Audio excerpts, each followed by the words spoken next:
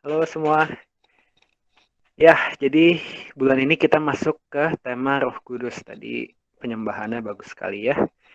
Nah, itu sebelumnya izinkan saya untuk sharing satu hal. Ini menarik ya kalau kita berjalan sama Roh Kudus ya. Tadi pagi sebenarnya saya udah bilang ke Tuhan, saya nggak mood buat khotbah tentang Roh Kudus. Bukannya saya benci Roh Kudus ya, tapi lagi saya nggak mood aja hari ini. Tapi puji Tuhan, tadi siang Tuhan melakukan sesuatu yang di luar pikiran saya, maka saya happy sekarang jadinya.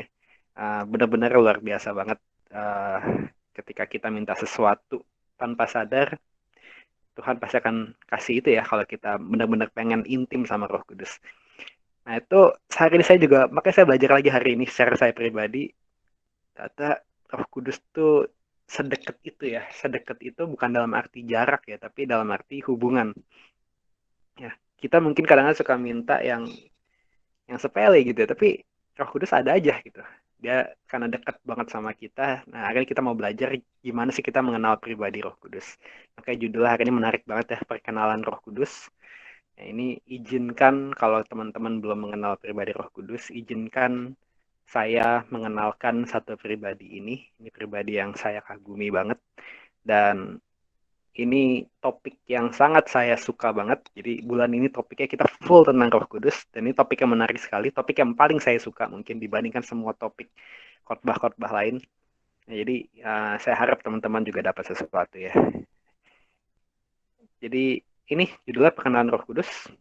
Ya, hari ini kita mau tahu siapa sih pribadi Roh Kudus.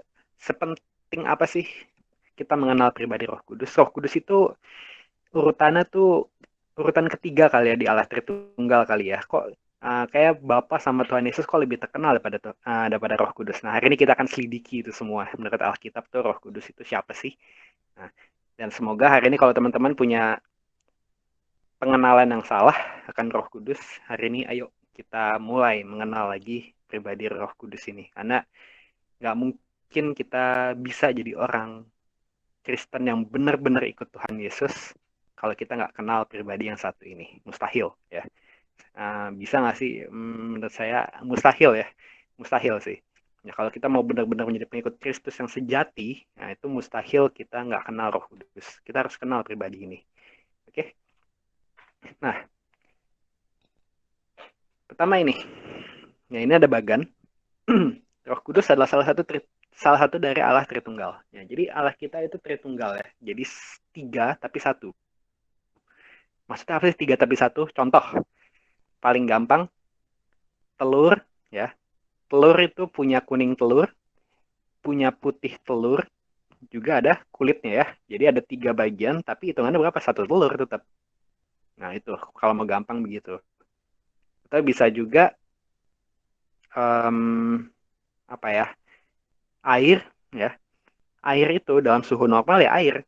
Tapi kalau dalam suhu dingin dia jadi es. Kalau suhu panas dia jadi uap. Nah, ada tiga wujud tapi sama-sama air gitu ya. Ya kira-kira gampangnya begitu loh. Tapi kalau kita jelasin secara logika emang susah. Kenapa? Karena sesuatu yang di alam roh kita nggak bisa mencerna itu dengan daging.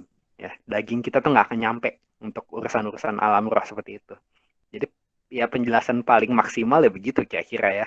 Nah tapi uh, pastinya adalah misteri-misteri kehidupan yang otak kita tuh nggak akan nyampe selamanya karena kita masih hidup dalam daging. Nanti kita akan ngerti itu saat kita sudah um, mati di dunia ini dan hidup bersama Tuhan di surga sana ya. Nah itu mungkin kita baru ngerti semua tentang Tuhan. Nah, tapi ini kita harus ngerti dulu. Kita tuh punya tiga Allah ya, tiga dalam satu. Nah pertama adalah yang harus kita ketahui orang Farisi, orang Farisi dia itu berusaha mengenal Bapa tanpa Tuhan Yesus. Ya, kita bisa baca di kitab Yohanes. Orang Farisi bilang Bapa kami satu, itu adalah Allah. Nah, Tuhan Yesus tentang, kok lu bisa bilang Bapa lu adalah Allah, padahal lu nggak mau kenal aku, ya.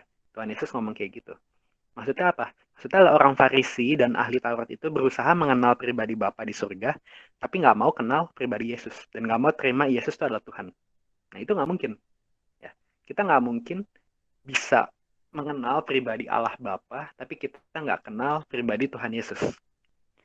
Nah, menariknya adalah juga begini, itu ahli Taurat dan orang Farisi ya. Menariknya juga banyak orang Kristen bilang, aku mau ikut Tuhan Yesus selamanya, aku mau mengenal pribadi Tuhan Yesus selamanya, tapi nggak mengenal pribadi Roh Kudus. Itu juga nggak mungkin. Ya, sama seperti ahli Taurat ingin mengenal pribadi Bapa di surga, tapi nggak mau kenal Tuhan Yesus, itu nggak mungkin. Nah, begitu juga kita. Kalau kita mau jadi pengikut Kristus sejati, tapi kita nggak mau kenal pribadi Roh Kudus, ya gimana caranya? Nggak mungkin. Hmm. Ini harus kita tahu dulu. Jadi ini pribadi yang penting banget. Ya, ini pribadi yang benar-benar diutus Tuhan.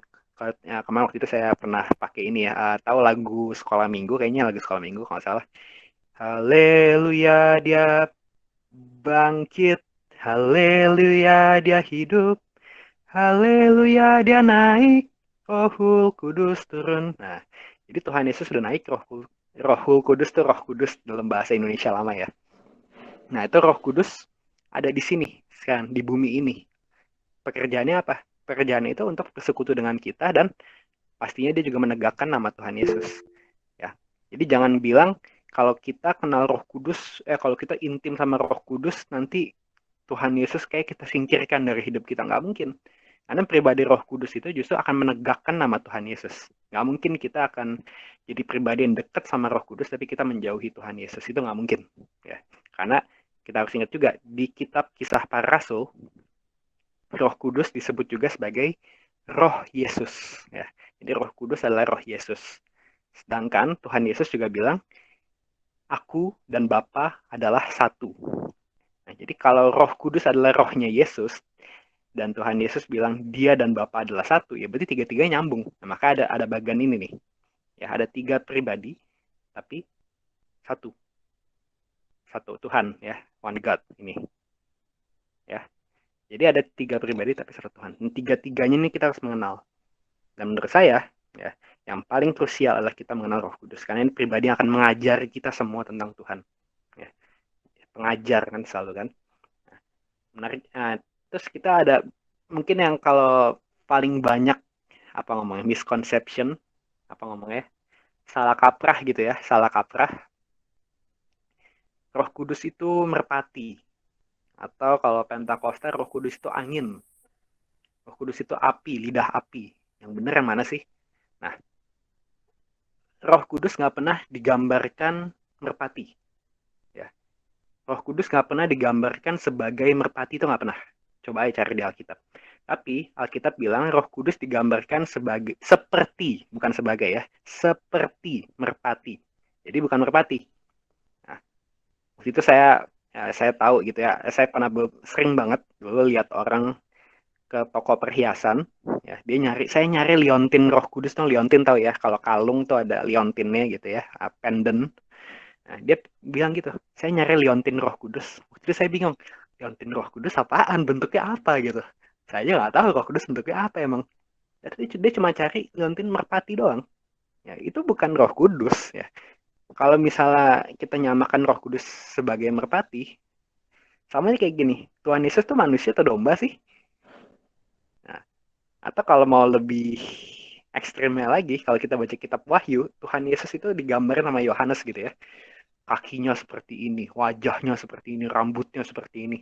Itu tuh kalau digambarin, benar-benar digambarin secara gambar gitu ya, itu kayak monster sebenarnya. Tapi ya kita harus tahu, itu adalah alam roh ya. Sesuatu yang di alam roh kita nggak boleh mencerna dengan daging kita. Ya. Ya, jadi saya juga percaya Roh Kudus turun seperti merpati itu juga apa dalam manifestasi alam roh. Jadi kita nggak bisa mencerna itu dengan pikiran kita. Otak kita nggak akan nyampe lah sampai ke situ. Ya. Jadi tapi pertama kita tahu dulu nih, Roh Kudus bukan merpati. Ya, dia adalah pribadi. Nanti kita akan lihat kepribadiannya itu apa aja sih Roh Kudus itu. Ya, nah ini pertama kita harus ngerti dulu ini. Ya ini pribadi yang paling penting. Kenapa paling penting juga dan nggak boleh disepelekan. Pertama kita harus lihat juga di Kejadian 1 ayat 1 sampai 2. Ya, kita bisa lihat Roh Kudus ini adalah pribadi pertama, ya pribadi pertama dari tiga pribadi Tuhan, ya tiga pribadi Tuhan ini ya, Allah Bapa, Tuhan Yesus, sama Roh Kudus. Nah, dari tiga pribadi ini, Roh Kudus nih yang disebut pertama kali di Alkitab. Ya, kalau ini kan Allah sebagai kesatuan ya, Allah Tritunggal sebagai kesatuan. Tapi kalau secara pribadinya, Roh Kudus yang disebut pertama kali di Alkitab. Ya, Bapa sama Tuhan Yesus belum pernah disebut di sini. Ya, jadi saya juga yakin, ya saya percaya alasannya juga, maksudnya Tuhan mau ngajarin kita Roh Kudus tuh bukan sesuatu yang disepelekan. Berapa banyak gereja yang suka menyepelekan Roh Kudus, menganggap itu hanya pribadi kelas ketiga gitu ya, bukan pribadi ketiga tapi pribadi kelas ketiga. Ya. Dia lebih rendah dibandingkan Allah Bapa dan Tuhan Yesus. Padahal kitab Kejadian sendiri bilang Allah itu sudah berbentuk komsel ya. Tahu komsel? Ya tadi bulan lalu kita bahas komsel. Allah itu udah tiga pribadi ya. Dia udah jadi komsel di situ. Makanya dia nyebut pakai kata kita. Ya. Ada kata kita, bukan aku, tapi kita. Kita itu siapa ya? Allah Bapa, Tuhan Yesus, Roh Kudus. Jadi ini pribadi yang nggak boleh disepelekan, Roh Kudus. Nah, sedihnya adalah banyak dari kita yang suka menyepelekan pribadi Roh Kudus ini ya. Nah, semoga hari ini kita berubah soal pandangan itu. Dan kita belajar lagi. Nah, ini ayat yang terkenal banget. Atau tidak tahukah kamu bahwa tubuhmu adalah bait Roh Kudus yang diam di dalam kamu. Roh Kudus yang kamu peroleh dari Allah dan bahwa kamu bukan milik kamu sendiri. Nah ini, ada kata bait Roh Kudus yang diam di dalam kamu. Nah jadi Roh Kudus itu ketika kita percaya Yesus sebagai Tuhan dan Juru Selamat kita, Roh Kudus itu udah di dalam kita. Ya, ini kita harus tanamin dulu nih, Roh Kudus itu di dalam kita. Kalau kita nggak pernah sadar Roh Kudus di dalam kita, kehidupan doa kita nggak akan susah intim sama, kita akan susah banget intim sama Tuhan ya. Contoh gini, saya sering survei banyak orang Kristen, termasuk orang Kristen yang sudah senior gitu ya. Tuhan tuh di mana sih? Kebanyakan orang akan jawab, Tuhan tuh di surga. Tuhan tuh di mana-mana. Ya, dimanapun tuh ada. Salah nggak sih? Ya nggak salah. Cuma gini loh, Alkitab bilang, ini, Roh Kudus diam di dalam kita. Jadi di dalam loh, di dalam kita nih. Bukan di mana-mana ya, tapi di dalam kita. Nah, kalau kita tahu, ya, Roh Kudus di dalam kita, kok bisa kadang-kadang kita merasa aku dijauhi Tuhan, aku rasanya jauh dari Tuhan. Nah, nanti saya akan jelasin maksudnya apa sih jauh dari Tuhan. Nah, kalau Roh Kudus di dalam kita, berarti saya suka bilang dia tuh lebih dekat dibandingkan kulit kita sendiri. Bayangin, kulit kita itu kan bagian terluar dari tubuh kita, sedangkan Roh Kudus itu di dalam. Jadi kita itu lebih dekat sama Roh Kudus dibandingkan kulit kita dekat sama kita. Nah, sedekat itu, bayangin, sedekat itu. Nah, itu kunci keintiman sama Roh Kudus. Nah, kalau kita nggak nyadar, ya, makanya doa tuh, saya nggak suka doa tuh ngadep ke atas, doa tuh membayangkan Tuhan tuh di depan saya. Enggak. Kalau saya membayangkan Tuhan depan saya, ya di sini gitu, di depan saya, ini masih ada jarak ya gitu, ya masih ada jarak ya. Kita nggak boleh membayangkan Tuhan di depan kita karena itu nggak Alkitabiah. Alkitabiah ini ayatnya ya, diam di dalam kita. Jadi di dalam itu lebih dekat banget sampai lebih dekat dibandingkan kulit kita sendiri. Kebayang nggak sih Tuhan yang begitu hebat ini ternyata lebih dekat jauh ya, dekat banget sama kita.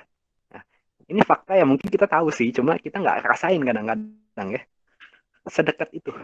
Nah, kalau kita udah nyadar Tuhan tuh sedekat itu, kehidupan doa kita masih berubah.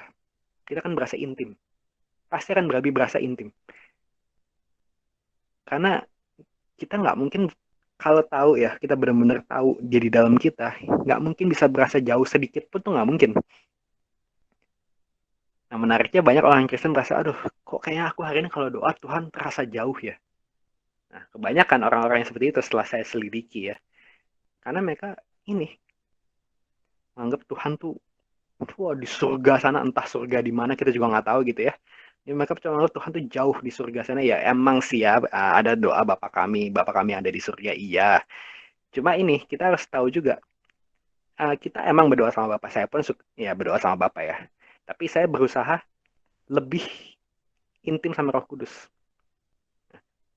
Tapi Kak, kan kalau aku intim sama Roh Kudus, nanti aku jadi menjauhi Bapa. Ya nggak mungkin, tadi kan kita udah bahas tadi bagannya ya.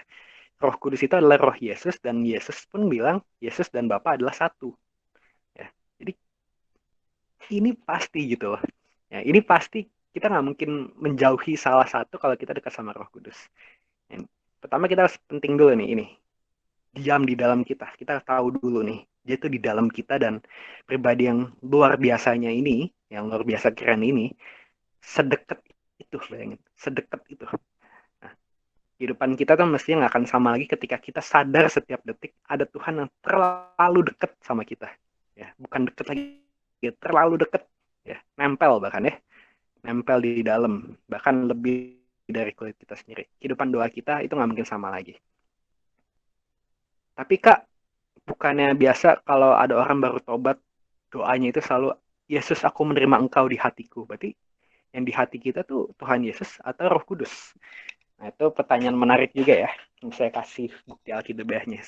Pertanyaannya adalah, ya, Tuhan Yesus sekarang di mana sih? Nah, kita harus tahu Tuhan Yesus sekarang di mana sih? Nah, ini kejadian kenaikan Tuhan Yesus setelah Tuhan Yesus bangkit, tapi belum Pentakosta. Di antara kebangkitan Tuhan Yesus sama hari Pentakosta ada kejadian ini ya. Sesudah ia mengatakan demikian, terangkatlah ia. Ya, jadi ada kata terangkatlah Tuhan Yesus, disaksikan oleh mereka, dan awan menutupnya dari pandangan mereka. Ketika mereka sedang menatap ke langit, waktu ia naik itu, tiba-tiba berdirilah dua orang yang berpakaian putih dekat mereka, dan berkata kepada mereka, hai orang Galilea, mengapa kamu berdiri melihat ke langit? Yesus ini yang terangkat ke surga meninggalkan kamu akan datang kembali dengan cara yang sama seperti kamu melihat dia naik ke surga. Nah, jadi pertama ini ya, ya disaksikan tuh ya, ada pandangan mereka, berarti para murid mengkonfirmasi kalau mereka melihat Tuhan Yesus naik, ya, naik ke surga ditutup awan-awan. Lalu jangan lupa di sini ada dua orang ini malaikat ya, berpakaian putih, malaikat bilang Yesus ini yang terangkat ke surga. Jadi malaikat pun mengkonfirmasi kalau Tuhan Yesus sudah terangkat ke surga dan akan datang kembali dengan cara yang sama seperti kamu melihat dia naik ke surga. Pertanyaannya adalah, apakah Tuhan Yesus sudah datang kembali? Nah, kalau sudah datang kembali, berarti kita sudah akhir zaman. Kenyataannya belum ya. Tuhan Yesus belum datang kembali. Nah, jadi Tuhan Yesus itu di mana sih? Tuhan Yesus ada di sini jawabannya nih. Tuhan Yesus ada di ini, berdiri di sebelah kanan Allah. Ya biasa duduk ya. Ini kasus beda karena ini martir pertama, Stefanus itu martir pertama. Tiba-tiba ayat ini beda sendiri dibandingkan yang lain. Ayat yang lain biasa bilangnya Yesus duduk di sebelah kanan Allah, tapi ayat ini doang bilang Yesus berdiri di sebelah kanan Allah. Jadi ini, tapi posisinya tetap ya, mau gimana pun nggak berubah. Posisinya tetap ada di sebelah kanan Allah. Nah, jadi kalau posisi Yesus ada di sebelah kanan Allah, kenapa kita masih bisa bilang Yesus itu di hati kita? Itu sebenarnya kurang tepat ya. Yang lebih tepat adalah rohnya Yesus ada di hati kita. Roh Kudus itu. Ya. Jadi kalau kita mau connect sama Tuhan Yesus gimana ya? Ya ini, lewat Roh Kudus dulu. Ya, Tuhan Yesus ada di mana? Di sebelah kanan Allah. Kita nggak tahu sebelah kanan Allah tuh di mana, gitu juga nggak tahu kan. Nah, kita harus pertama intim dulu sama yang diam di dalam kita ini. Nah, ini kunci kalau kita mau sukses jadi pengikut Kristus yang sejati ya. Kita nggak mungkin bisa jadi pengikut Kristus kalau kita nggak nyadar ini ada Tuhan yang diam di dalam kita dan sedekat itu. Sedekat itu, bayangin. Jangan pernah menganggap Tuhan itu jauh lagi. Ketika ayat ini bilang Roh Kudus itu diam di dalam kita. Ketika kita terima Tuhan Yesus sebagai Tuhan dan Juru Selamat kita, jadi di dalam kita. Banyak orang tahu ini, ayat ini tahu nih, tapi doanya tetap aja nggak menganggap, kayak nggak ngadep ke sini ya. Makanya saya kadang-kadang nggak suka tuh, saya nyembah ngadep ke atas, saya nggak suka tuh. Nyembah doa ngadep ke atas. Ngapain ngadep ke atas, soal di sini kok. Ya, bukan di sana. Roh Kudus tuh bukan di sana. Ya, Tuhan tuh bukan di sana. Tuhan di sini, di dalam saya, ya, di dalam kita. Ada ayat lagi ya selain ini yang kalau teman-teman tahu, nggak tahu ya emang apa ya kira-kira bahasa gaulnya gitu ya. Apakah kamu nggak tahu roh yang di dalam kamu itu lebih besar dibandingkan roh yang ada di dunia?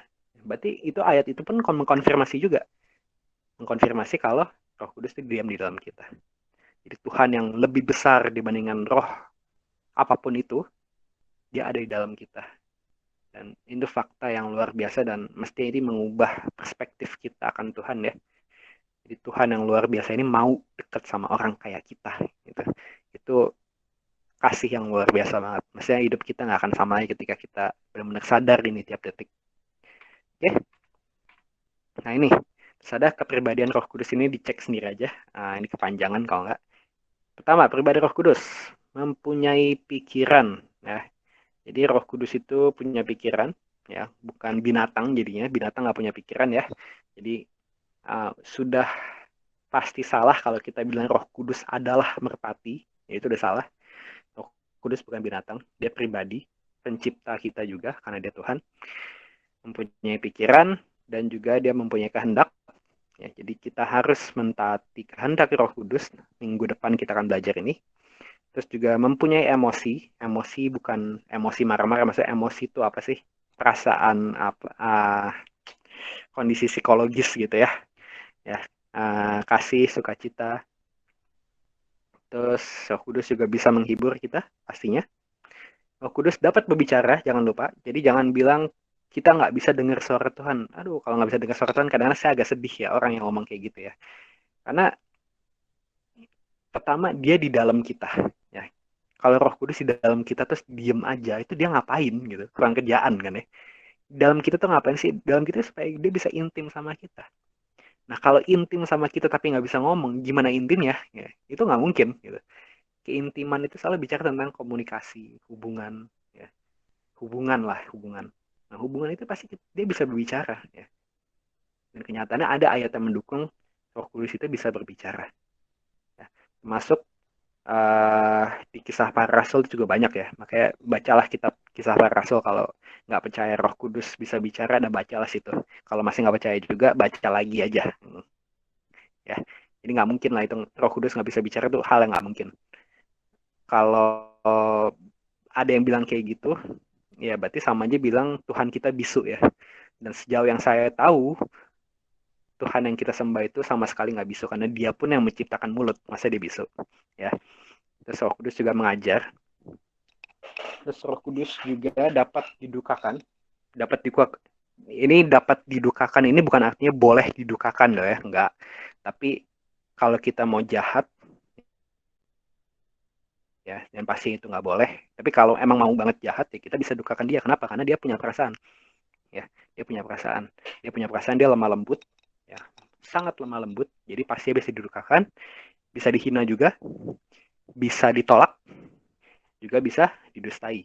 Ya, bukan bisa didustai dalam arti dia nggak maha tahu ya, nggak maksudnya, tapi ngerti lah ya. Maksudnya kita bisa bohongin dia, tapi dia nggak akan termakan dengan bohongan kita kira-kira gitulah. Ngerti lah masih ya. Ya. Nah, kenapa sih bisa begitu? Karena begini, pribadi Roh Kudus ini adalah pribadi yang lemah lembut, tapi juga perkasa. Bingung ya, kok perkasa tapi lemah lembut? Nah, ini adalah dua kepribadian yang mestinya nggak nyambung, tapi kenyataannya adalah Tuhan kita itu ya begitu. Perkasa, tapi lemah lembut. Nah, ada satu hamba Tuhan yang pernah bilang begini, laki-laki dan wanita itu diciptakan berdasarkan gambar dan rupa Tuhan. Ya, setuju ya? Alkitab yang ngomong ya. Laki-laki dan perempuan diciptakan sesuai gambar dan rupa Tuhan.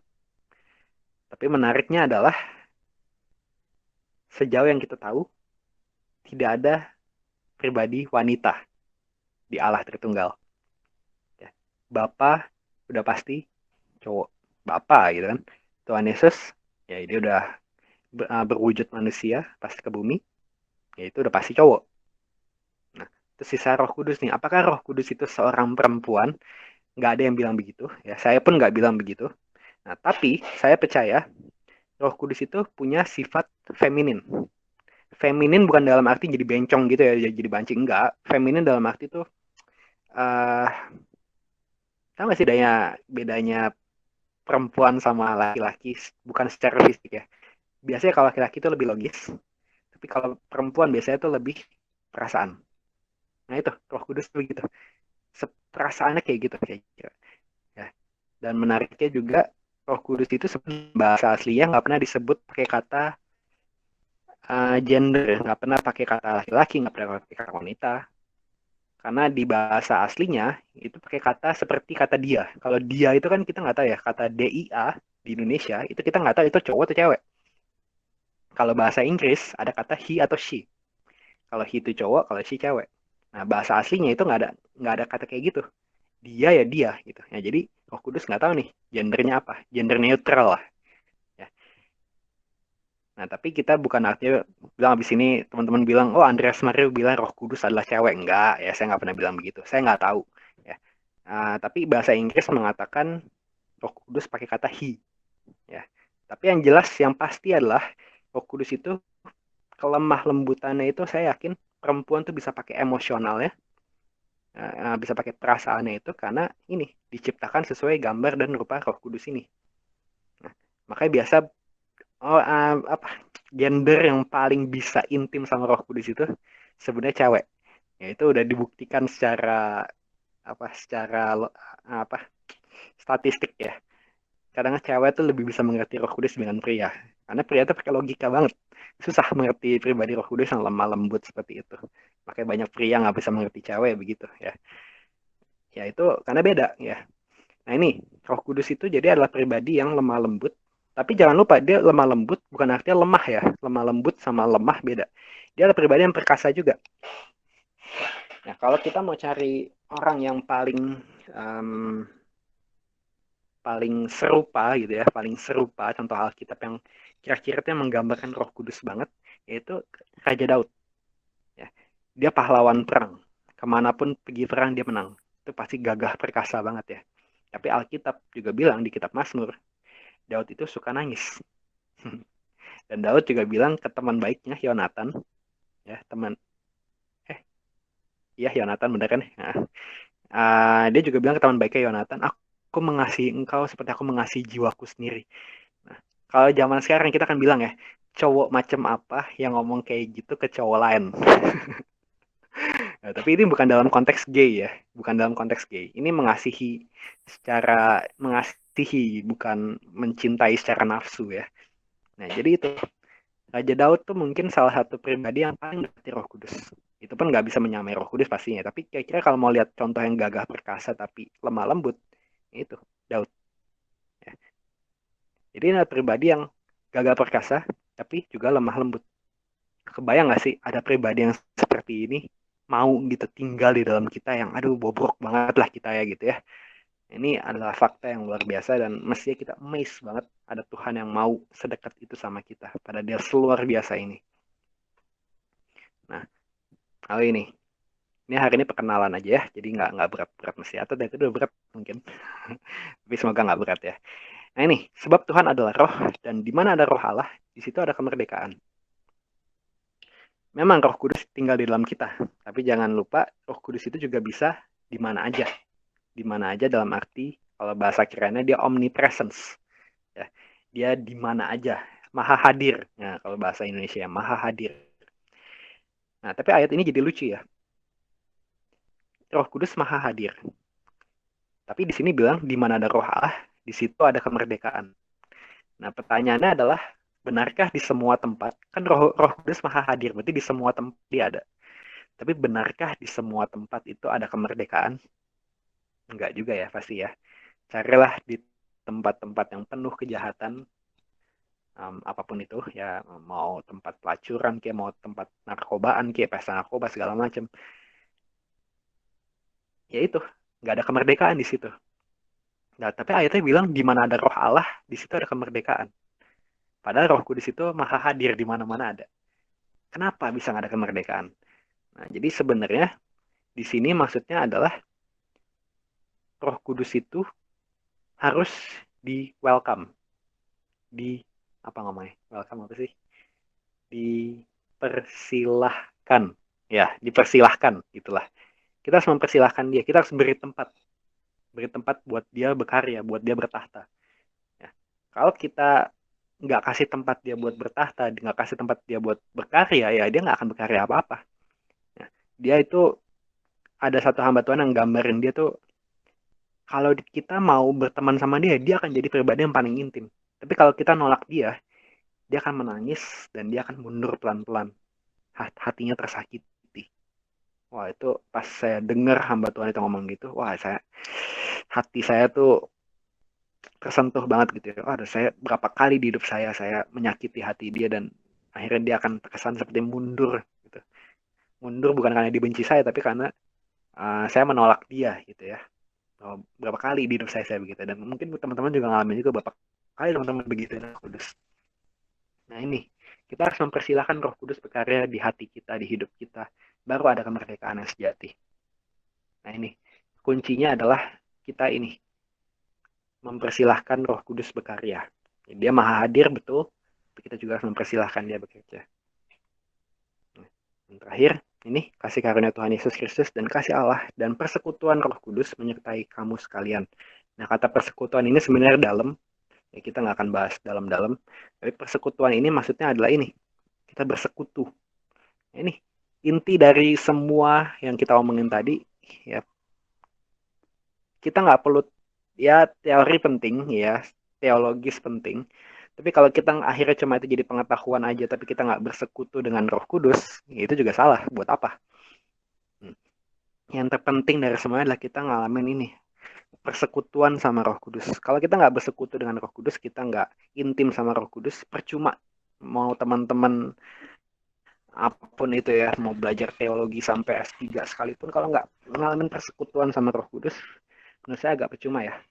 Buat apa itu jadinya? Nah, kuncinya adalah ini, persekutuan. Nah, saya juga percaya, ini saya renungin pribadi ya, ini abis ini saya selesai, misalnya nggak panjang-panjang. Uh, Baru-baru ini saya merenungin gini ya, kenapa ada orang yang bisa hidup terus dalam kesalahan. Dan akhirnya saya kemarin, ini saya bukan ngomongin orang, ini saya ngomongin diri saya sendiri. Nah, kemarin saya merenung juga, kenapa masih ada di hidup saya yang salah, tapi saya pertahanin. Dan kemarin pun saya nangis sendiri gitu ya. Baru 2 hari lalu gitu, saya siapin khotbah ini, tiba-tiba saya tergerak ngomongin itu. Pas saya siapin bahannya, saya nangis sendiri, saya berlutut. Uh, jadi momen yang luar biasa banget 2 hari lalu. Itu. Saya dilawat Tuhan di ruangan ini juga saat saya nyiapin ini. Kenapa banyak orang, termasuk saya, yang kita mempertahankan sesuatu yang salah? Saya sempat bertanya-tanya, saya nggak tahu juga jawabannya apa. Tapi akhirnya saya dibukain Tuhan satu. Orang bisa mempertahankan sesuatu yang salah dan nggak pernah mau berubah. Itu sebenarnya sama kayak Israel di padang gurun. 40 tahun mereka muter-muter. Kenapa? Karena mereka nggak mau dengerin suara roh Allah ini. Nggak mau dengerin suara roh kudus. Ya, mereka bahasanya mengeraskan hatinya. Mengeraskan hatinya kepada roh kudus. Nah, jadi kalau ada orang yang udah salah tapi tetap stay di kesalahan itu, dan yang mana itu saya juga lakukan ya, saya nggak sekudus itu kok. Akhirnya saya kemarin juga ngaku juga, saya mempertahankan sesuatu yang salah dan akhirnya saya lepasin juga. uh, itu ya itu karena kita membatukan hati kita, apa membatukan ya, mengeraskan hati kita sama suara Tuhan. Mestinya kalau kita benar-benar intim sama Roh Kudus, kita uh, tahu ya, dan biarkan tadi Roh Kudus dibiarkan berkarya dan bertahta di hidup kita, mestinya kita akan jijik sama hal yang salah. Kita akan jijik sama hal yang salah. Dan kemarin benar-benar itu momen di hidup saya di mana saya jijik sama saya sendiri. Saya jijik sama hal yang saya perbuat beberapa waktu yang lalu gitu ya. Itu saya sampai jijik banget sama diri saya sendiri. Kenapa saya nggak sebodoh itu dan saya bisa lakuin itu? Ya. Dan akhirnya itu renungan saya itu. Saya percaya makanya Roh Kudus, kalau kita intim sama Roh Kudus, kita akan diproses Tuhan pertama. Kita akan diproses Tuhan. Kita akan tahu kamu salah. Ya, kamu di sini salah. Dan ternyata kenyataannya adalah saya menemukan kesalahan saya tuh banyak banget. Minggu ini tuh kesalahan saya temuin tuh banyak banget, saya bisa catat kali. Nah, akhirnya saya kemarin, iya saya salah di sini, saya harus begini, saya harus begini, saya harus begini. Saya catat semua tuh. Nah, saya merenung banyak minggu ini. Dan lucu ya makanya ya, saya siapin khotbah, tapi ujungnya itu yang ketegur paling banyak mungkin saya malah. Itu, kalau kita intim sama pribadi Roh Kudus, pasti kita akan ketegur terus. Hal apa sih yang kurang di hidup kita, hal apa sih yang masih ngaco di hidup kita. Ya. Jadi jangan bilang, makanya saya sangat anti banget sama ajaran-ajaran gereja mengajarkan nggak apa-apa lu buat dosa. Kan Tuhan mengampuni lu. Tuhan udah mati kayak salib buat lu. Lu nggak apa-apa buat dosa. Tuhan nggak benci lu juga kok. Itu menurut saya itu penghinaan terhadap salib Kristus loh itu. Bener-bener itu kalau ada yang ngajarin begitu, itu benar-benar penghinaan terhadap salib Kristus. Maksudnya apa gitu? Ada pribadi yang sangat mengasihi kita sampai di kayu salib, ya, sampai mau mati di kayu salib, dan kita bisa bilang nggak apa-apa kita buat dosa. Toh dia udah mati buat kita. Orang macam apa yang bisa ngomong kayak gitu loh?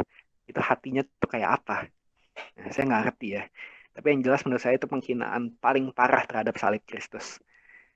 Nah ini, tapi saya makanya ini Roh Kudus itu dicurahkan di hidup kita, salah satunya nanti kalau nggak salah akan dibahas sama Cici Siska juga 2 minggu lagi. Uh, Salah satunya adalah menginsafkan dunia akan dosa. Jadi kalau kita intim sama Roh Kudus, pasti nanti akan kesalahan-kesalahan yang kita akan dibongkar sama Roh Kudus dan kita harus berubah di situ. Salah satu kesalahan yang saya ditegur Roh Kudus selama bertahun-tahun lalu adalah komunitas. Saya dulu menganggap komunitas itu nggak penting. Saya menganggap komunitas nggak penting. Orang-orang hanya menghalangi langkah saya waktu itu saya pikir. Nah, akhirnya Roh Kudus yang bukain sendiri saya, kamu tuh salah. Kalau kamu nggak punya komunitas yang baik, kamu nggak akan berkembang. Oh, situ saya ditegur Roh Kudus. Dan itu masih banyak banget kesalahan-kesalahan saya yang akhirnya saya ditegur Roh Kudus.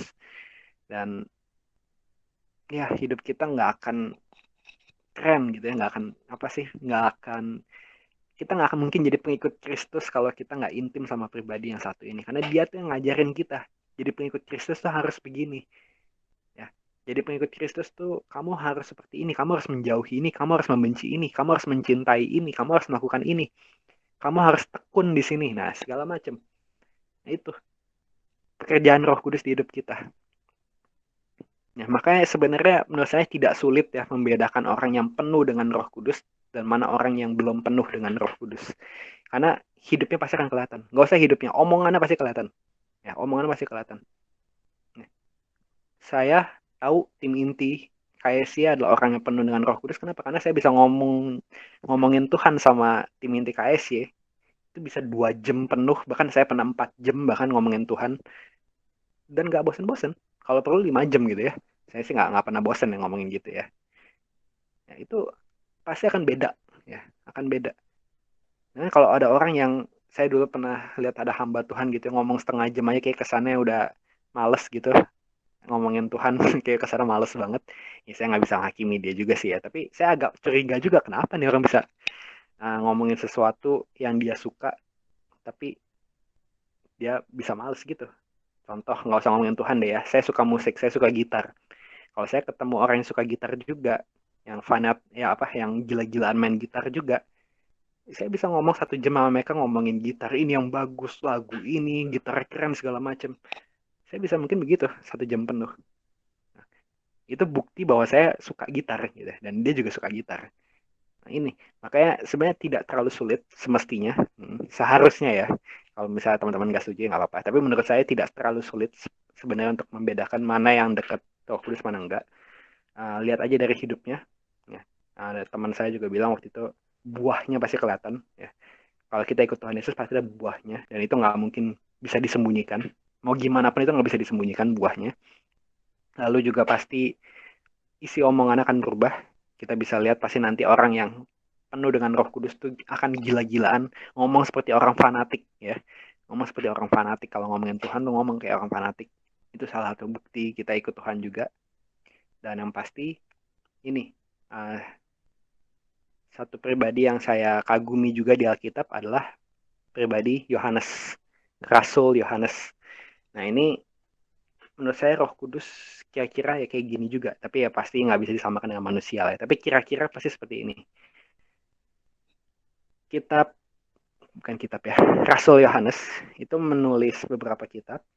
Kitab Injil Yohanes yang kita baca di kitab Injil ya setelah Lukas, sebelum Kisah Para Rasul. Lalu ada juga surat Yohanes. Surat Yohanes ada 3. Surat 1 Yohanes, 2 Yohanes, 3 Yohanes. Itu. Nah, surat Yohanes yang kedua, kalau teman-teman baca nanti, itu berbicara tentang orang, ibu-ibu, yang terlalu baik sampai dia menerima semua orang dalam gerejanya. Dia menerima semua orang dalam gerejanya sampai dia nggak sadar ternyata penyesat-penyesat pun tumbuh di dalam gereja dia. Jadi ini adalah orang yang mementingkan kasih, tapi dia menyampingkan kebenaran. Salah nggak? Salah. Ya, Yohanes tegur makanya lewat suratnya. Menariknya juga, tapi kisah 3 Yohanes, kisah 3 Yohanes apa? Surat Yohanes yang ketiga, surat Yohanes yang ketiga itu bicara tentang orang yang kebenaran, tapi kasihnya kurang. Ditegur juga sama Yohanes. Yohanes adalah pribadi yang dua-duanya perfect. Ya. Dia ada catatan gereja terakhir gitu ya. Catatan gereja mengatakan Yohanes di akhir hidupnya saat dia udah tua banget, kalau dia lagi mengunjungi gereja-gereja, dia disuruh khotbah, isi khotbah selalu sama. Anak-anakku, kasihilah sesamamu. Anak-anakku, kasihilah sesamamu. Udah diulang-ulangnya terus, khotbahnya gitu terus. Sampai akhirnya ada orang yang nanya, Pak Yohanes, ya Pak Yohanes gitu ya, Pak Yohanes, khotbahnya nggak ada yang lain ya? Yohanes sih jawab gini, kalau kita bisa mengasihi dengan 100%, itu udah cukup. Udah gitu doang jawaban dia. Dan itu benar. Ya, kita perlu mengasihi 100%. Betul. Ya, ini saya juga masih belajar itu ya. Saya belajar dari pemurid saya, Ko Majesty. Nah, itu. Tapi ini, Yohanes adalah orang yang mementingkan kasih. Nah, tapi Yohanes juga pernah menentang satu orang penyesat. Ya. Jadi dikatakan secara legend ya, legendanya, Yohanes itu pernah masuk satu pemandian umum, di mana dia ketemu seorang penyesat gereja-gereja. Dia langsung nggak mau mandi di situ, dan dia bilang kira-kira kayak gini, kita keluar dari permandian ini, daripada nanti murka Tuhan nanti tertimpa atas dia, dan kita semua yang di permandian ini mati semua, kira-kira begitulah gampangnya. Kebayang nggak sih dia orang pribadi yang mengasihi, tapi dia sangat saklek sama kebenaran. Nah ini yang saya belajar banget juga ya, kita harus mengasihi, tapi kita juga harus menyatakan kebenaran, nggak boleh kita mentoleransi hal yang salah. Ini saya belajar dari pemurid saya pastinya ya, Ko Majesty ya. Pemurid saya itu Ko Majesty, dia pribadinya lemah lembut. Kalau teman-teman kenal ya, nanti teman-teman pasti akan dengar dia ngomong. Itu ngomong lembut banget. Banyak cewek bilang, aduh aku tuh terpesona banget ya sama si Koko ini nih, Ko Majesty ini. Jangankan yang cewek, saya pun cowok, saya terpesona sama dia. Karena lembut banget gitu ya, adem gitu hatinya. Tapi satu hal yang baru saya sadari akhir-akhir ini, walaupun selembut itu dia nggak pernah menyatakan sesuatu yang salah itu benar. Dia kalau bilang salah ya salah, benar ya benar, udah saklek nggak. Nah, tapi nggak kelihatan aja caranya. Nah itu saya belajar dari dia. Kalau saya kayak kadang-kadang kayak gitu saya saklek, ya saya kelihatan banget itu saklek. Nggak mau tahu, salah ya salah, benar ya benar. Nah kalau dia nggak, dia dengan caranya sendiri yang halus, lemah lembut, tapi dia tetap salah ya salah, benar ya benar. Nah, itu saya lagi belajar dari dia tuh. Oke, saya bersyukur banget saya punya pemurid seperti dia. Eh, Luar biasa banget. Ya, nah, saya bersyukur banget. Dan saya makanya nggak malu membanggakan dia di depan teman-teman semua. Nah, teman-teman nanti juga bulan depan masih dengar dia khotbah. Itu tapi kira-kira pribadi Roh Kudus ya seperti itu. Mengasihi, tapi jangan harap seperti tadi ajaran sesat tadi ya. Nggak apa-apa bikin dosa, kan Tuhan udah mengampuni kamu. Itu Roh Kudus tuh nggak mungkin ngajarin seperti itu. Ya, mustahil. Selemah lembutnya dia itu tuh nggak mungkin apa membiarkan kita hidup yang salah. Kalau kita tahu kasih karunia Tuhan dan kita hidup bersama Roh Kudus, kita pasti akan mengalami proses pengudusan itu. Proses pengudusan. Ya, dibikin seperti diproses menjadi serupa dengan Kristus. Nah, itu kita akan mengalami itu. Kuncinya adalah ini, persekutuan. Nah, tapi ini ya, jangan lupa poinnya adalah ini dulu. Kita harus sadar dulu, ada pribadi yang sebenarnya kita bisa selalu intim sama dia. Nah, kalau hari ini teman-teman belum intim sama Roh Kudus, saya mau ngajak teman-teman intim sama Roh Kudus. Karena kita punya nama komunitas ini, komunitas sahabat Yesus. Itu mungkin karena kita sering sebut itu ke sana jadi nama yang nggak spesial lagi. Tapi kalau kita renungin komunitas sahabat Yesus, berarti sahabat Yesus berkumpul jadi satu komunitas. Akan sangat mustahil kita menjadi seorang sahabat Yesus, tapi kita nggak sadar Roh Kudus itu diam di dalam kita, dan kita intim juga sama Roh Kudus. Pasti doa kita akan berubah. Ya, saya ngalamin itu. Dulu saya pikir, oh doa tuh Tuhan pokoknya di surga, atau akhirnya saya naik level gitu ya, dari doa di surga jauh di mana itu, saya naik level jadi, oh doa tuh harus bayangin Tuhan tuh di depan kita, deket sama kita. Itu pun kurang deket. Yang paling benar adalah kita tahu dia tuh di dalam, bukan di depan kita. Di depan kita aja masih terlalu jauh, di dalam kita jauh lebih dekat yang daripada yang kita pikir selama ini. Doa kita pasti akan berubah, hidup doa kita tuh pasti akan berubah, keintiman kita pasti akan lebih intim lagi kalau kita sadar ini. Pertama sadar dulu ini ya. Saya harap teman-teman habis ini juga berubah doanya, makin intim sama Roh Kudus. Ajak ngomong itu ya, dimanapun itu, tentang apapun itu ya, tentang hal-hal sepele sekalipun, ajak ngomong Roh Kudus. Saya habis mandi, pilih baju di lemari, saya tanya, Roh Kudus, kamu pakai aku baju apa? Beneran, saya ngomong gitu. Atau waktu itu saya bikin sesuatu di gitar saya gitu ya. Saya tanya, Roh Kudus ini gimana? Gitarnya enaknya diapain nih? Supaya lebih keren segala macam. Segala hal ya. Dulu zaman-zaman saya kuliah, lagi ujian, kesusahan, saya tanya, Roh Kudus, ini susah banget soalnya, saya ngerti kerjainnya gimana.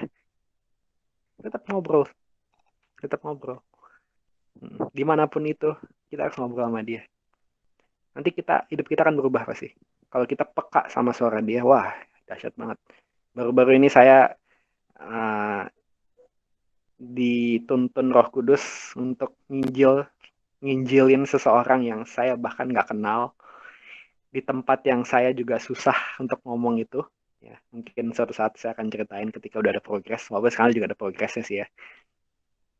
Tapi itu intinya itu. Bayang nggak sih tempat di mana saya sering datang, tiba-tiba saya dituntun Roh Kudus, itu ada satu orang yang harus kamu deketin. Dan akhirnya memang kebuka jalan gitu ya untuk saya bisa deketin dia. Itu menarik banget. Menarik banget kalau kita hidup sama Roh Kudus. Dan saya sampai hari ini saya masih semangat banget. Semangat banget itu kalau dituntun Roh Kudus untuk deketin satu orang, biasa pasti ada something. Ya, ada something yang emang Tuhan mau bekerja di dalam dia, yang itu saya harus layani dia. Makanya saya semangat selalu kalau digituin. Apalagi, oh ya, salah satunya juga saya lagi ngalamin sesuatu ya, yang saya lagi happy banget. Tapi juga saya harus hati-hati. Pastinya saya tanya pemurid saya. Saya benar-benar tanya pemurid saya. Tapi juga pastinya semua pemurid pasti akan bilang kamu harus peka sama Roh Kudus gitu ya. Nah ini juga saya lagi peka-pekanya sama Roh Kudus nih. Gimana saya harus uh, bertingkah, gimana saya harus mengambil keputusan sekecil apapun itu. Kita harus intim sama Roh Kudus. Tapi kuncinya dari semua, makanya kita mau dengar suara Tuhan apapun itu, kuncinya ini dulu. Kita tahu dia di dalam kita, dan kita juga jangan cuekin dia. Cuekin tuh begini, tadi saya lupa jelasin ya. Kalau kita mau jauh dari Tuhan, itu bukan kita menjauh secara jarak. Enggak. Tapi gini, siapa ya? Cimelinda. Ada nggak Cimelinda? Nggak, siapapun sih sebenarnya sih. Ada ya Cimelinda ya? Nggak ada ya? Oke deh, Ciniol deh misalnya, Ciniol. Misalnya anggap Ciniol di sebelah saya sini ya. Ciniol di sebelah saya sini, saya rangkul dia. Saya rangkul dia. Terus Ciniol juga rangkul saya. Ya, tangannya di sini saya nih, rangkul. Deket nggak ya? Deket ya. Nempel bahkan ya, bukan deket lagi, rangkul, nempel berarti. Nah, tapi bayangin kalau dia di sini, ya saya rangkul dia, Ciniol di sini nih, tapi saya ngadep sini, Ciniol ngadep sana. Ya, jadi saling buang muka, padahal nempel. Nah, kebayang nggak sih? Itu saya sama Ciniol, walaupun saya nempel 24 jam, tapi kalau saling buang muka, itu nggak ada hubungan. Bisa nggak sih kita sama Roh Kudus kayak gitu? Bisa. Dia di dalam kita, tapi kita ngadep sana, ya kita pokoknya buang muka sama Roh Kudus gitu ya, yang akan ada hubungan. Bukan Roh Kudus yang nggak mau ya, tapi kitanya yang nolak kan. Jangan sampai kita seperti itu sama Roh Kudus. Mau nggak hari ini kita ambil keputusan, ayo kita jangan buang muka sama Roh Kudus. Kita benar-benar intim sama dia, rasain dulu. Dia tuh sedekat itu bayangin. Sedekat itu, dan dia mau punya hubungan sama kita. Dia mau punya hubungan sama kita, dan pasti dia mau ngomong sama kita, dan pasti dia juga mau kita denger dia. Jangan sampai dia ngomong sendiri gitu ya. Dia pasti mau kita denger. Cara dengernya gimana? Ya, dengerin. Ya, jangan banyak ngomong. Ya, jangan banyak ngomong. Pernah lihat orang yang kebanyakan ngomong sampai kalau kita ngomong dia masih ngomong. Kalau kita ngomong tapi dia masih ngomong, dia akan dengerin apa kata-kata kita karena dia sibuk dengan mulutnya sendiri. Nah, jangan sampai kita kayak gitu juga sama Tuhan. Kalau kudus ngomong, kita banyak bawel.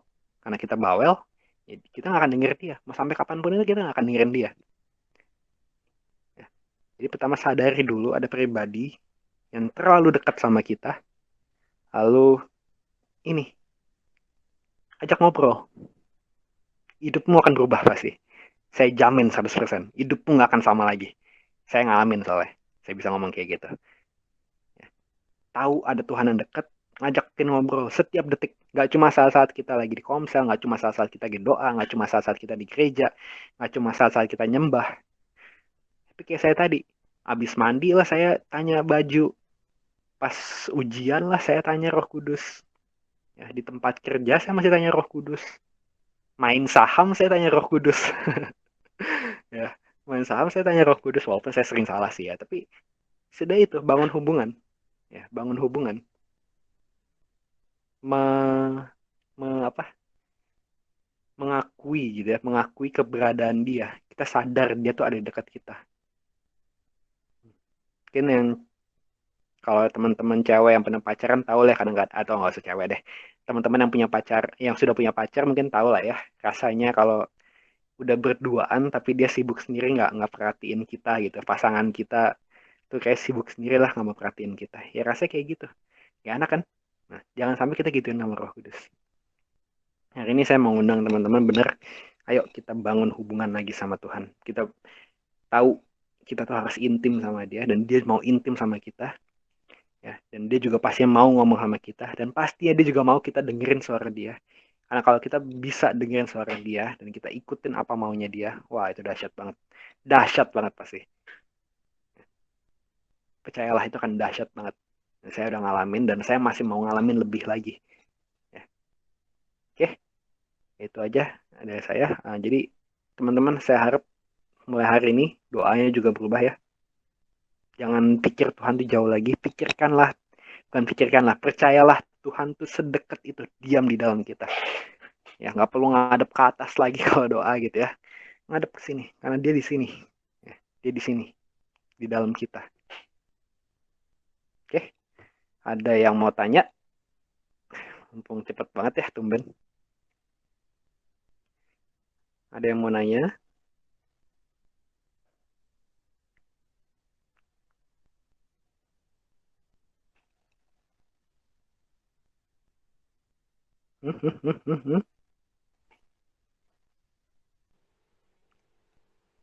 Sepertinya belum nih kok. Kayaknya udah jelas banget, Bill, penjelasannya soal Roh Kudus. Tapi kalau teman-teman ada yang mau tanya, boleh langsung di chat atau boleh langsung unmute ya. Silahkan, kita welcome.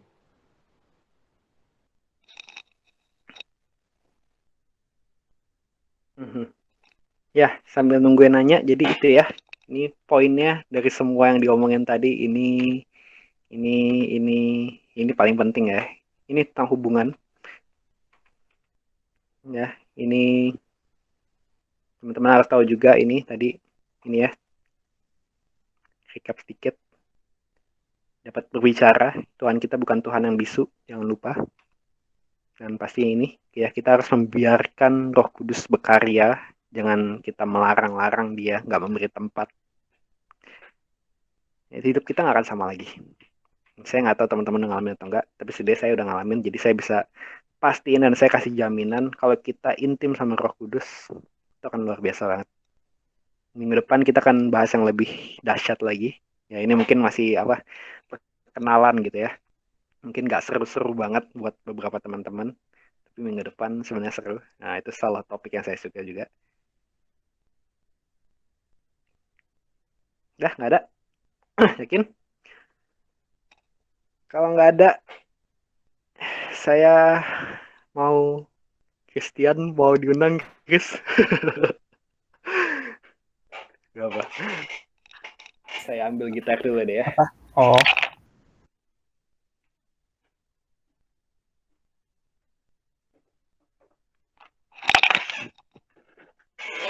Ya, saya mau ajak teman-teman mungkin sebelum doa penutup juga. Yuk kita buka hati. Tadi ini ya, jangan lupa ada pribadi yang di dalam kita yang pengen punya hubungan sama kita. Ya. Itu pribadi yang lemah lembut, dahsyat mengasihi kita, dan pastinya dia mau kita bersekutu dengan dia. Boleh nggak kita hari ini coba, teman-teman mau diem aja nggak apa-apa. Tapi yang jelas doa saya teman-teman hari ini benar-benar kalau belum pernah rasain terutama atau udah lama mungkin nggak rasain sedekat itu sama Tuhan, boleh buat beberapa menit ke depan ini kita rasain ada Tuhan di dalam kita yang mau intim sama kita.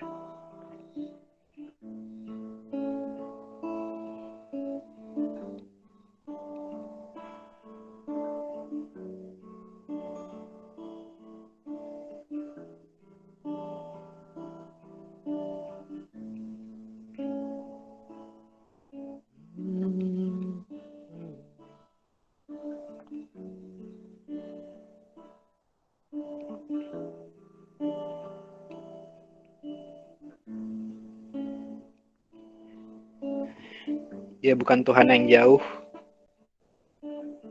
dia Tuhan di dalam kita, lebih dekat dibandingkan kulit kita sendiri. Sedekat itu loh.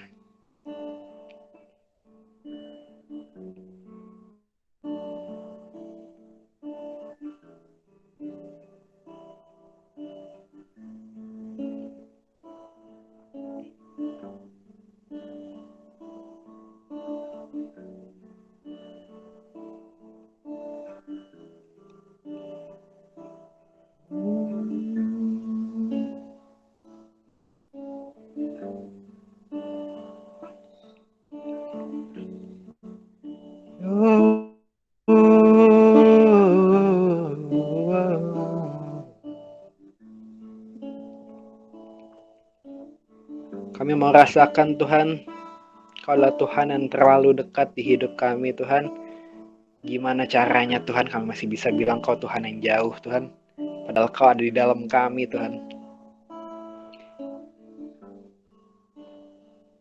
Udah gak ada alasan lagi Tuhan sekarang Tuhan, kami gak akan bisa bilang lagi kau adalah Tuhan yang jauh. Nah, kau Tuhan yang terlalu dekat, kau di dalam kami, kau menyatu dengan kami Tuhan.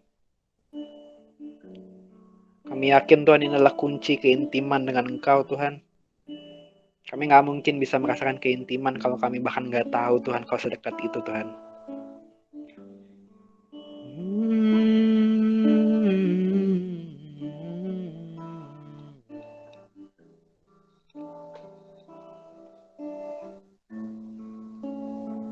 Ku buka hati untuk jamahanmu, berserah penuh di hadiratmu. Kau ambil alih hidupku di altarmu, menyembahmu. Ku buka hati untuk jamahanmu, berserah penuh di hadiratmu. Kau ambil alih seluruh hidupku di altarmu, menyembahmu.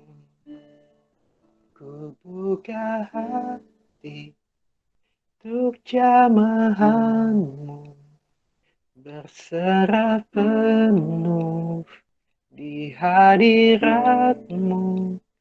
Kau ambil alih seluruh hidupku di altarmu, menyembahmu.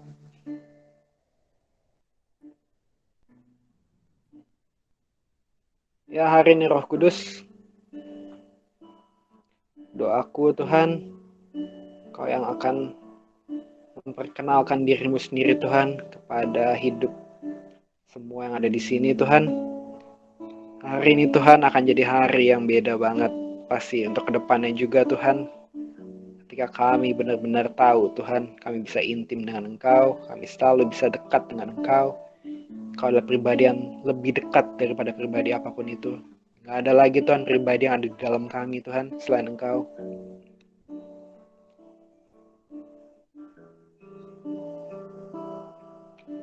Gak ada lagi Tuhan. Kau yang proses kami Tuhan, ketika kami intim dengan Engkau, Kau pasti akan menegakkan Tuhan apa yang Kau ajarkan Tuhan di Alkitab. Semua ajaran-ajaran Tuhan Yesus Kau yang akan tegakkan Tuhan. Kami bisa akan tahu Tuhan mana yang Kau suka, mana yang Kau benci, mana yang ingin kami lakukan, dan mana yang ingin untuk enggak kami lakukan.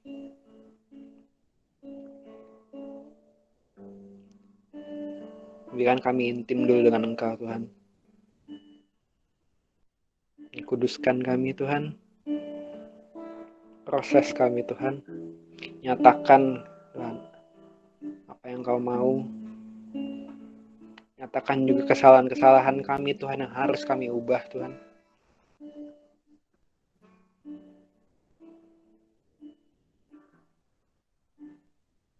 Ya, kami juga mau minta maaf Tuhan. Terlalu banyak Tuhan di hidup kami cuekin Engkau. Terlalu banyak waktu Tuhan di hidup kami gak kasih perhatian sedikit pun ke Engkau Tuhan. Kami buang muka kami. Maafkan kami Tuhan. Kami gak mau menyakiti hati-Mu Tuhan. Kami tahu kalau pribadi yang mengasihi kami. Dan tentunya akan sakit sekali Tuhan bagi-Mu Tuhan. Ketika Kau sangat mengasihi kami, tapi kami malah buang muka kami di hadapan-Mu Tuhan. Itu pasti sakit sekali Tuhan. Kami gak mau Tuhan jadi pribadi yang menyakiti hati-Mu lagi Tuhan. Mulai hari ini Tuhan, kami mau Tuhan jadi pribadi yang intim dengan Engkau Tuhan.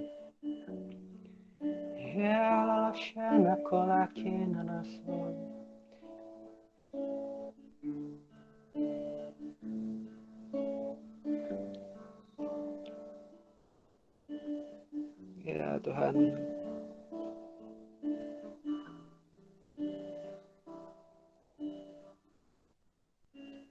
Hari ini Tuhan kami mau kembali Tuhan ke hadirat-Mu Tuhan setiap detik hidup kami Tuhan. Aku yakin Tuhan ada di antara kami yang mungkin baru pertama kali merasakan hadirat-Mu Tuhan. Atau mungkin udah sejak lama kami gak merasakan keintiman dengan Engkau.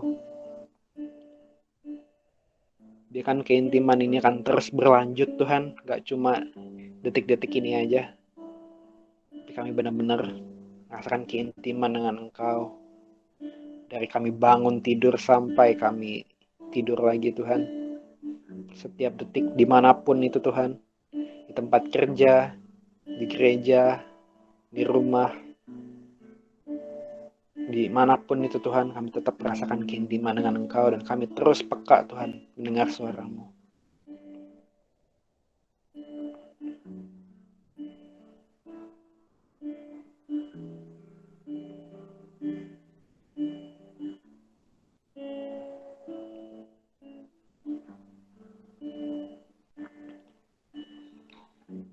Ada di sini di antara teman-teman yang mungkin aku lihat, aku nggak tahu siapa, tapi aku lihat teman-teman menangis sendirian, putus asa.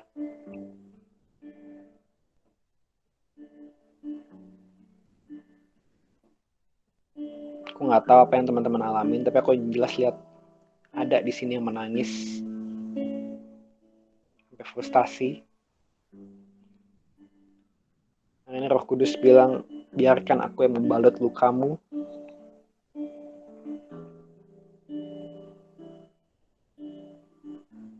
Biarkan aku yang membalut lukamu. Dengerin suaraku. Aku punya solusinya. Lakuin yang terbaik. Baca firman, apa kata firman, lakuin itu.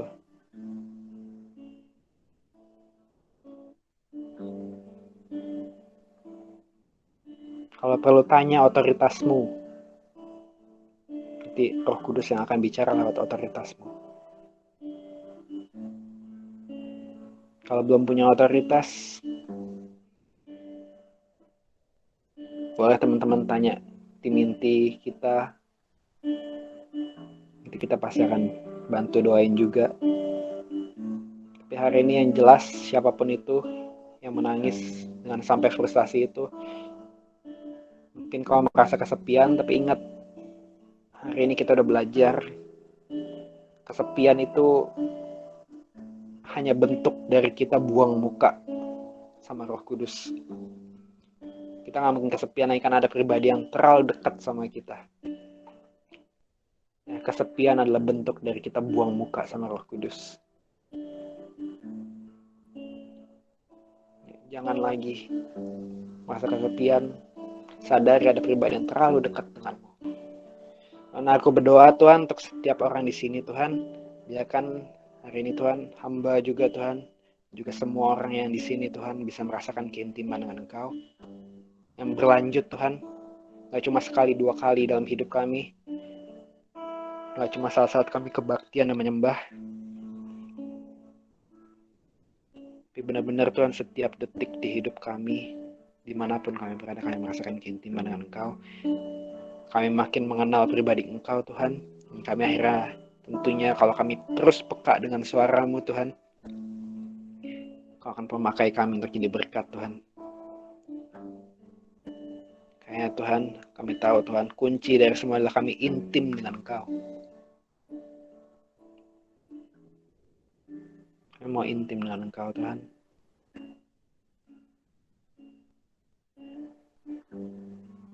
Kami mau intim dengan Engkau.